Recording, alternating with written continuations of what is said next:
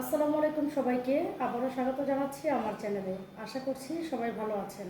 চলে এলাম আরেকটি ব্লগ নিয়ে। আজ আমি রান্না করছি ধাবা স্টাইলে চিকেন কারি। চিকেন কারি করতে আমি ব্রয়লার মুরগির মাংস নিয়েছি 10 থেকে 12 পিস। আপনারা চাইলে যে কোনো মুরগির মাংস নিতে পারেন। পেঁয়াজ পেস্ট করে নিয়েছি 1.5 কাপ। টমেটো পিউরি এখানে আমি ছোট সাইজের 4টি টমেটো নিয়েছি। দই নিয়েছি 1 কাপ। আদা রসুন পেস্ট 3 চা চামচ। হলুদ গুঁড়া 1 চা চামচ। মরিচ গুঁড়া 1.5 চা চামচ। ধনে গুঁড়া 1.5 চা চামচ। লবণ 2 চা চামচ। আরও লাগছে গোটা গরম মশলা। এখানে আমি নিয়েছি এলাচ, দারুচিনি, তেজপাতা, লবঙ্গ, গোলমরিচ, মৌরি। আপনারা আপনাদের ইচ্ছা অনুযায়ী নিতে পারেন।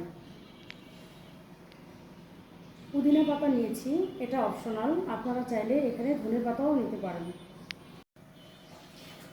রান্নার জন্য নিয়েছি সয়াবিন তেল পরিমাণ মতো। প্রথমে একটা প্যানে আমি পরিমাণ মতো সয়াবিন তেল দিয়ে গরম করে নিচ্ছি।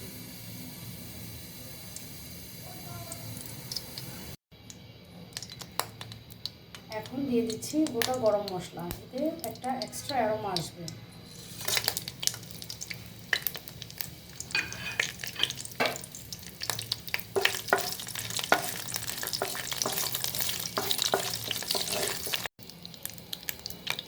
গরম মশলা হালকা ভেজে নিয়েছি, এখন দিয়ে দিচ্ছি চিকেন।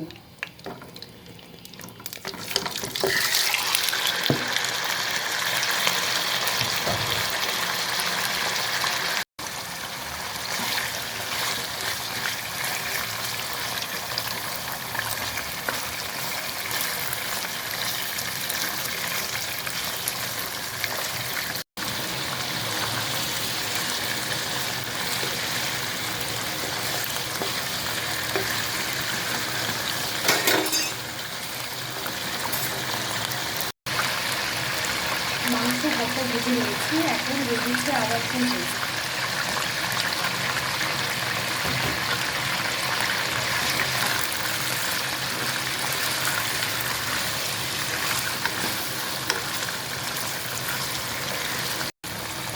এবারে দিয়ে দিচ্ছি পেঁয়াজ বাটা।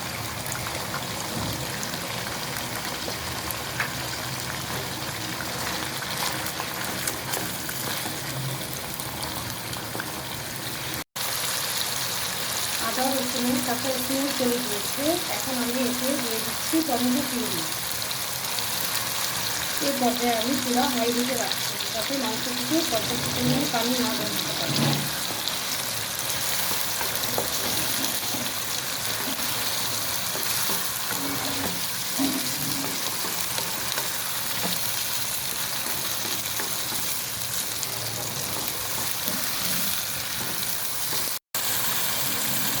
এখন দিয়ে দিচ্ছি গুঁড়া মশলা, হলুদ গুঁড়া, মরিচ গুঁড়া, ধনে গুঁড়া ও লবণ।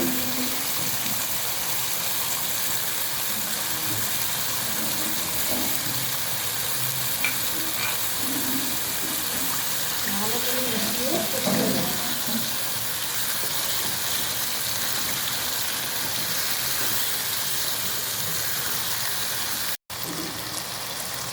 মাংস ভালো করে কষিয়ে নিয়েছি, এই পর্যায়ে আমি 1 কাপ পরিমাণ পানি ব্যবহার করছি।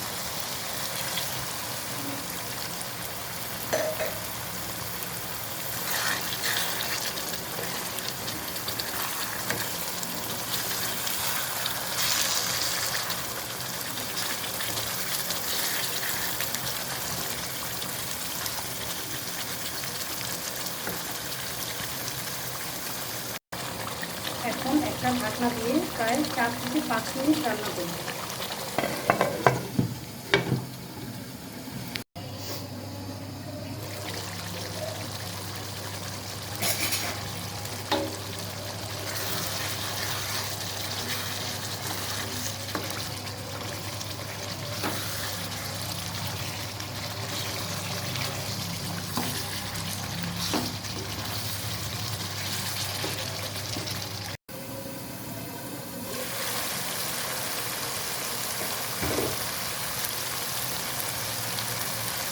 এই পর্যায়ে এখানে আমি দই দিয়ে দিচ্ছি। আমি মিষ্টি দই নিয়েছি, তাই চিনিটা স্কিপ করছি। আপনারা চাইলে টক দই দিলে তখন চিনি অ্যাড করতে পারেন।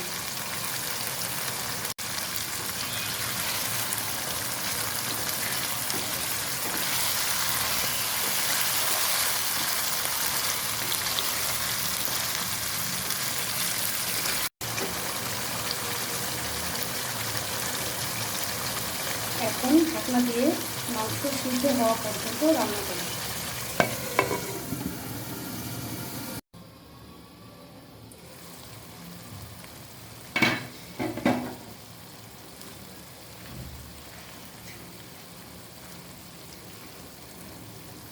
মাংস খুব ভালো করে সিদ্ধ হয়ে গিয়েছে। এখন আমি পুদিনা পাতা দিয়ে দিচ্ছি।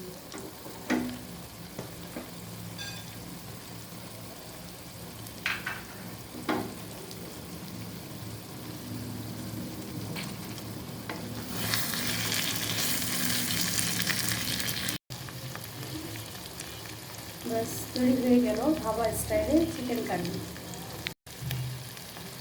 আমার সাথে যারা আছেন তাদের অনেক অনেক ধন্যবাদ। আপনাদের কাছে নিশ্চয়ই রেসিপিটি ভালো লেগেছে। ভালো লাগলে কমেন্টে জানান। আরও রেসিপি পেতে পাশেই থাকুন। সবাই সুস্থ ও নিরাপদে থাকুন। আসসালামু আলাইকুম।